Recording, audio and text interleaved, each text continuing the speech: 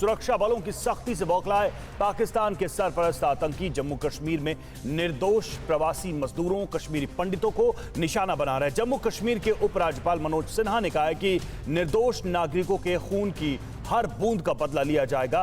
भारत के सिर मुकुट कश्मीर को पाकिस्तान के पाले आतंकियों से बचाने के लिए TV9 भारतवर्ष आज सेव माई कश्मीर मुहिम चला रहा है।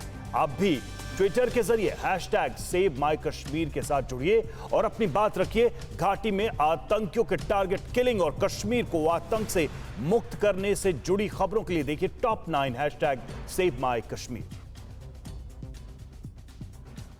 जम्मू कश्मीर में आतंकियों की टारगेट किलिंग की वारदात के बाद पाकिस्तान की नापाक साजिशों से कश्मीर को बचाने के लिए TV9 भारतवर्ष आज सेव माई कश्मीर मुहिम चला रहा है। आप भी घाटी में निर्दोष प्रवासी मजदूरों की हत्या का कड़े शब्दों में विरोध जताइए। अपनी बात रखने के लिए ट्विटर पर #SaveMyKashmir के साथ अपनी बात रखिए और इस मुहिम को जोर शोर से आगे बढ़ाइए। जम्मू कश्मीर में रविवार को लगातार दूसरे दिन भी आतंकियों ने टारगेट किलिंग को अंजाम देकर 2 लोगों की हत्या कर दी। आतंकियों ने रविवार को कुलगाम में 2 प्रवासी मजदूरों को उनके घर में घुसकर गोली मार दी। आतंकियों के हमले में घायल तीसरे मजदूर की हालत गंभीर बनी हुई है। मारे गए दोनों मजदूर बिहार के रहने वाले थे, जबकि तीसरा घायल मजदूर भी बिहार का ही रहने वाला है।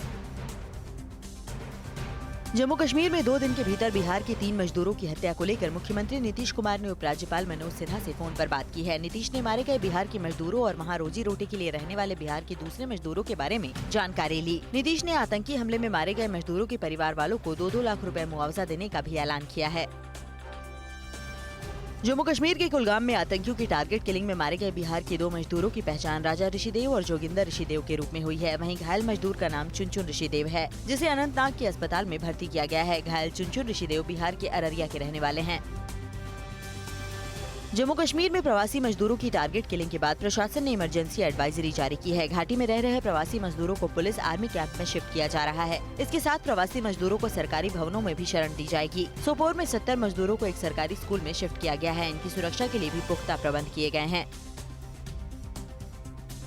कुलगाम के गांजीपुरा में रविवार को बिहार के 2 प्रवासी मजदूरों की हत्या के बाद आतंकियों की धरपकड़ के लिए सुरक्षा बल बड़े पैमाने पर सर्च ऑपरेशन चला रहे हैं। आतंकियों के सभी संभावित ठिकानों पर तलाशी अभियान चलाया जा रहा है। पिछले 15-16 दिनों में आतंकियों ने प्रवासी मजदूरों और स्थानीय नागरिकों को मिलाकर 11 लोगों की हत्या कर दी है।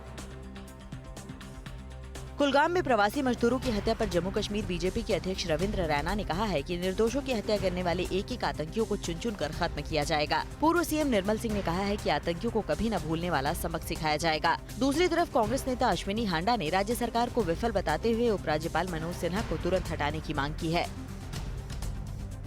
जम्मू कश्मीर के पुंछ में आतंकियों के खिलाफ पिछले 8 दिनों से सुरक्षा बल ऑपरेशन चला रहे हैं। आज भी मेंढर सेक्टर के नरखास के जंगलों में आतंकियों की तलाश के लिए ऑपरेशन जारी रहेगा। यहाँ रुक रुक कर फायरिंग की आवाजें आती रहती हैं। पुंछ में पिछले 1 हफ्ते में हुए एनकाउंटर में 2 जेसीओ समेत 9 जवान शहीद हो चुके हैं। पुंछ को छोड़कर घाटी के अलग अलग इलाकों में अब तक 9 दिन में करीब 13 आतंकी भी मारे जा चुके हैं। जम्मू कश्मीर के पुंछ में आतंकियों के साथ एनकाउंटर में शहीद होने वाले सूबेदार अजय सिंह और नायक हरेंद्र सिंह का आज उत्तराखंड में उनके गांव में अंतिम संस्कार होगा। शहीद अजय सिंह टिहरी के रामपुर और शहीद हरेंद्र सिंह पौड़ी पीपलसारी गांव के रहने वाले थे। कल जॉली ग्रांट एयरपोर्ट पर सीएम पुष्कर सिंह धामी ने शहीद जवानों को श्रद्धा सुमन अर्पित किए। और आतंकियों के सरपरस्त पाकिस्तान से क्रिकेट मैच क्यों, ये सवाल TV9 भारतवर्ष ने उठाया और सोशल मीडिया पर इसे भरपूर समर्थन मिल रहा है। पाकिस्तान क्रिकेट को बैन करने की आवाज उठी है। शहीद के परिजनों और आम जनता से लेकर नेता और धर्म गुरु तक TV9 भारतवर्ष की मुहिम का जोरदार समर्थन कर रहे हैं। इसी मुद्दे से जुड़ी खबरों के लिए देखिए टॉप 9 बैन पाक क्रिकेट। T20 वर्ल्ड कप में पाकिस्तान से होने वाले मुकाबले का विरोध तेज हो गया है। शहीदों के परिजनों से लेकर आम लोग तक पाकिस्तान से क्रिकेट न खेलने की मांग कर रहे हैं। शाहजहांपुर के शहीद सारज सिंह के परिवार ने कहा, हमें पाकिस्तान से क्रिकेट नहीं शहादत का बदला चाहिए। हमें उनका बदला चाहिए, हमें क्रिकेट मैच नहीं चाहिए। 2020 वर्ल्ड कप में 24 अक्टूबर को टीम इंडिया का पाकिस्तान से मैच होना है। इससे पहले देश भर में पाकिस्तान को वर्ल्ड कप से बैन करने की मांग जोर पकड़ती जा रही है। ट्विटर पर TV9 भारतवर्ष का #बैन पाक क्रिकेट टॉप ट्रेंड कर रहा है। अब तक 21,000 से ज्यादा लोगों ने पाकिस्तान से क्रिकेट खेलने के खिलाफ अपनी राय जाहिर की है। T20 वर्ल्ड कप में भारत पाकिस्तान के बीच होने वाले क्रिकेट मैच को लेकर केंद्रीय मंत्री गिरिराज सिंह ने बड़ा हमला किया है। केंद्रीय मंत्री ने कहा, जम्मू कश्मीर में हिंदुओं पर हमले हो रहे हैं। लगातार पाकिस्तान समर्थित आतंकी घटनाएं बढ़ती जा रही हैं। रिश्ते अभी अच्छे नहीं हैं। ऐसे समय में भारत पाकिस्तान के बीच मैच पर एक बार फिर से विचार करना चाहिए।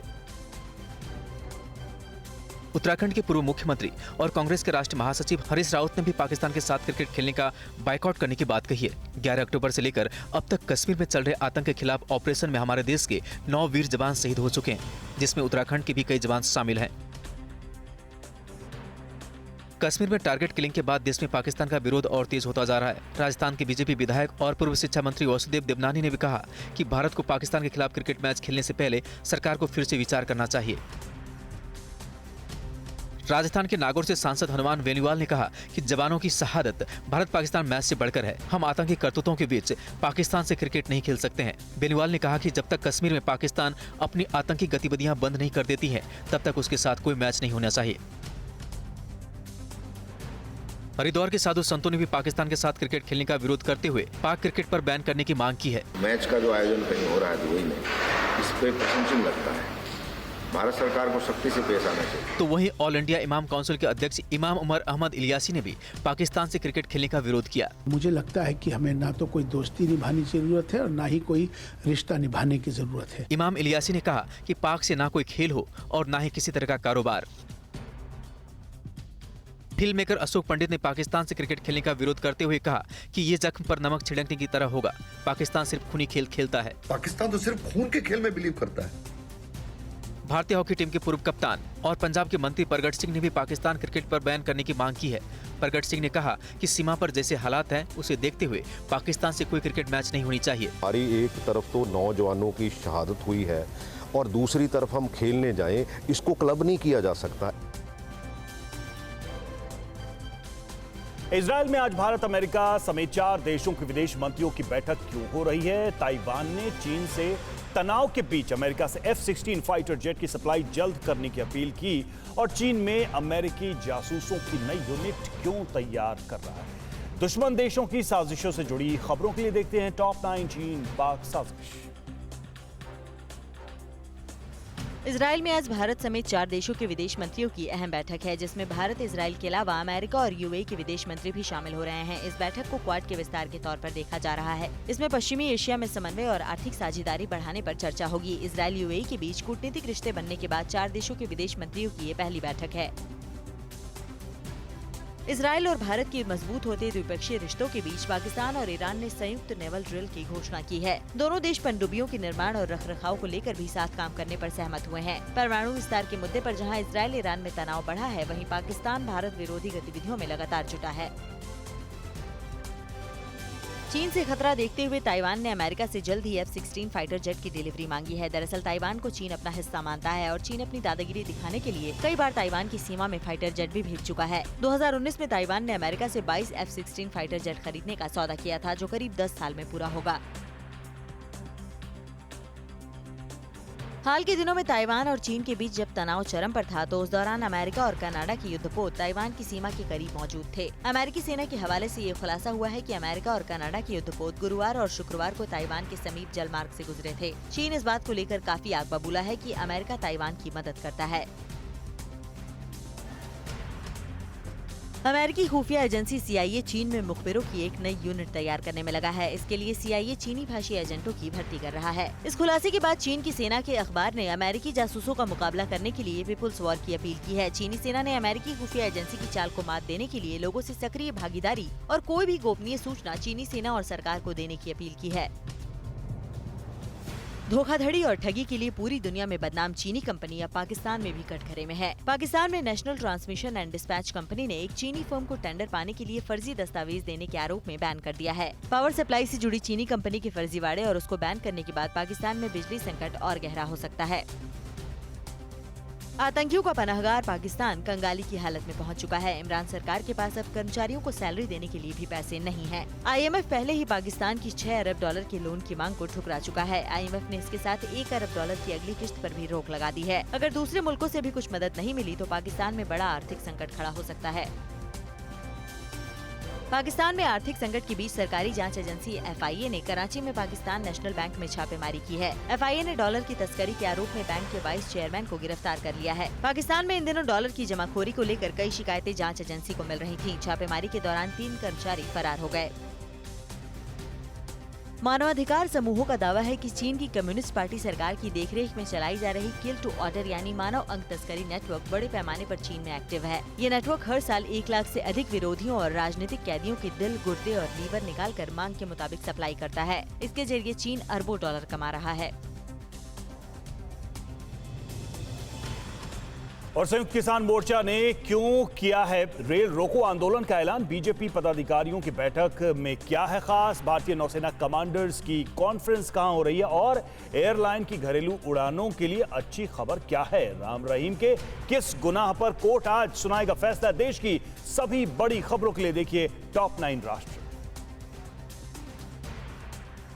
संयुक्त किसान मोर्चा ने आज देश भर में सुबह 10 बजे से शाम 4 बजे तक रेल रोको आंदोलन का आह्वान किया है। नए कृषि कानूनों के खिलाफ आंदोलन कर रहे किसान लखीमपुर हिंसा के बाद केंद्रीय गृह राज्य मंत्री अजय टेनी की बर्खास्तगी और गिरफ्तारी की मांग पर अड़े हैं। किसान संगठनों ने 26 अक्टूबर को लखनऊ में महापंचायत का भी ऐलान किया है। बीजेपी के राष्ट्रीय पदाधिकारियों की आज सुबह 10 बजे से बैठक है। इसकी अध्यक्षता पार्टी अध्यक्ष जेपी नड्डा करेंगे। बैठक में 5 राज्यों में होने वाले विधानसभा चुनाव, किसान आंदोलन और कोरोना महामारी जैसे मुद्दों पर चर्चा होने की उम्मीद है। इस बात की भी संभावना है कि बैठक के अंत में पीएम मोदी राष्ट्रीय पदाधिकारियों को संबोधित करें। भारतीय नौसेना के शीर्ष कमांडर का सम्मेलन आज दिल्ली में शुरू हो रहा है, जो 22 अक्टूबर तक चलेगा। रक्षा मंत्री राजनाथ सिंह भी नौसेना कमांडरों को संबोधित करेंगे। सम्मेलन के दौरान नौसेना कमांडर अहम समुद्री मुद्दों पर सैन्य रणनीति की चर्चा करते हैं। हिंद महासागर क्षेत्र में सुरक्षा की बढ़ती चुनौतियों को देखते हुए ये कमांडर सम्मेलन खास मायने रखता है। आज से डोमेस्टिक रूट पर विमान कंपनियां 100% क्षमता के साथ उड़ान भर सकेंगी। इससे पहले कोरोना गाइडलाइंस के मुताबिक एयरलाइन सिर्फ 85% क्षमता के साथ ही उड़ान भर रही थी। सरकार के नए फैसले से एयरलाइन कंपनियों को काफी फायदा होगा। एक रिपोर्ट के मुताबिक दिल्ली मुंबई दुनिया का 10वां सबसे व्यस्त डोमेस्टिक एयर रूट है।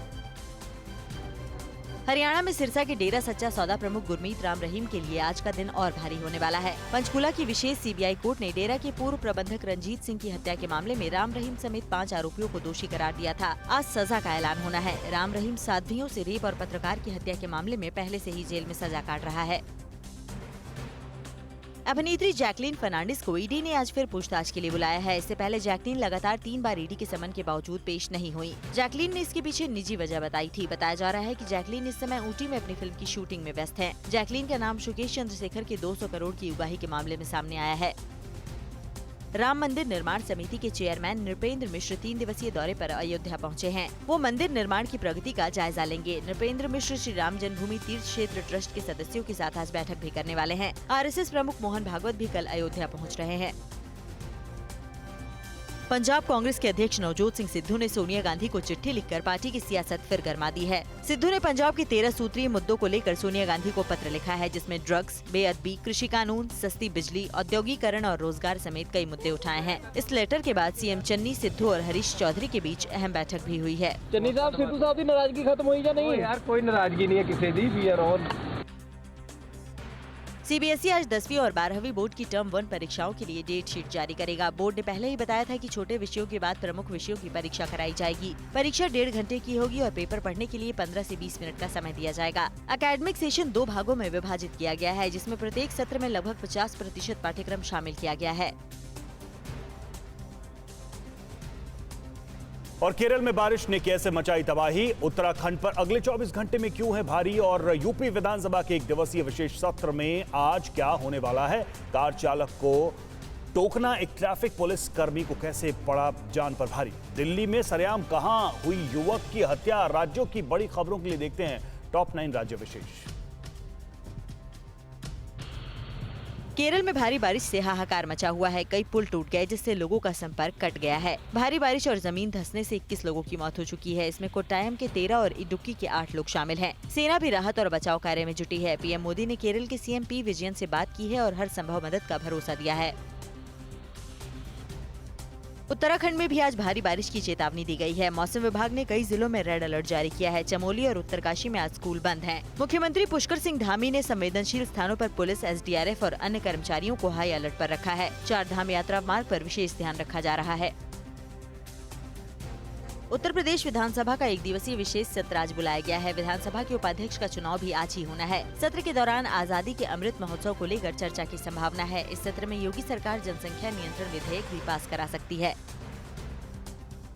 दिल्ली में गाड़ियों से होने वाले प्रदूषण को रोकने के लिए आज से रेड लाइट ऑन गाड़ी ऑफ अभियान की शुरुआत हो रही है। दिल्ली के पर्यावरण मंत्री गोपाल राय सुबह 11 बजे ITU के रेड लाइट से इस अभियान की शुरुआत करेंगे। पहला चरण 18 नवंबर तक चलेगा। तमाम दावों के बावजूद दिल्ली में प्रदूषण खतरनाक स्तर पर है। हालांकि हाल के दिनों में बारिश के चलते इसमें कुछ कमी आई है।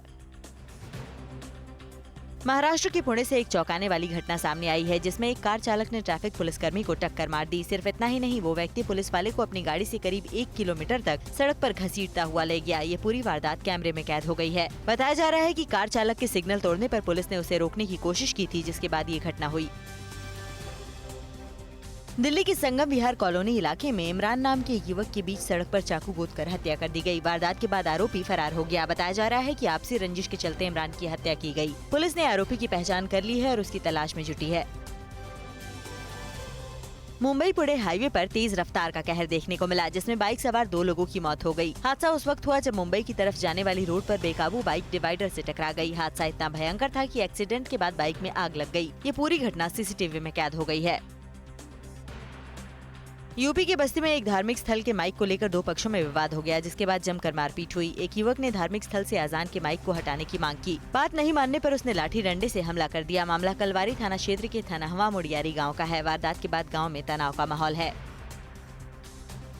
राजस्थान में जयपुर के चाकसू कस्बे में सरकारी भूमि पर लगाई गई राजेश पायलट की प्रतिमा को हटाने का जबरदस्त विरोध किया गया। नगर पालिका प्रशासन ने जब प्रतिमा हटाने का प्रयास किया तो गुर्जर समाज के लोग सड़क पर उतर आए। इसके बाद नगर पालिका के कर्मचारी वापस लौट गए। बाद में गुर्जर समाज के लोगों ने प्रतिमा को फिर से उसी स्थान पर स्थापित कर दिया।